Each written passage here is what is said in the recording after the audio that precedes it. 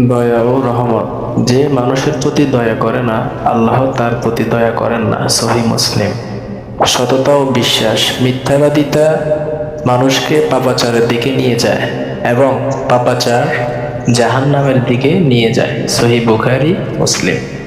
জ্ঞান অর্জন। জ্ঞান অর্জন করা প্রত্যেক মুসলিম নর নারীর উপর ফরজ এবং প্রজ্ঞা ও জ্ঞান মুমিনের হারানো সম্পদ, যেখানে পাবে সেখান থেকে তা কুড়িয়ে নেবে। তিরমিজি। নৈতিকতা। সচ্চরিত্রা ব্যক্তিরা কিয়ামতের দিন আমার খুব কাছাকাছি থাকবে। তিরমিজি। পরিশ্রম ও সরলতা। ধর্ম সহজ এবং যে ব্যক্তি ধর্মকে কঠিন করবে সে পরাজিত হবে। বুখারী। পরোপকার। যে ব্যক্তি কোনো ভালো কাজের পথ দেখায় সে ওই ভালো কাজ সম্পাদনকারীর সমান সওয়াব পায়। তিরমিজি।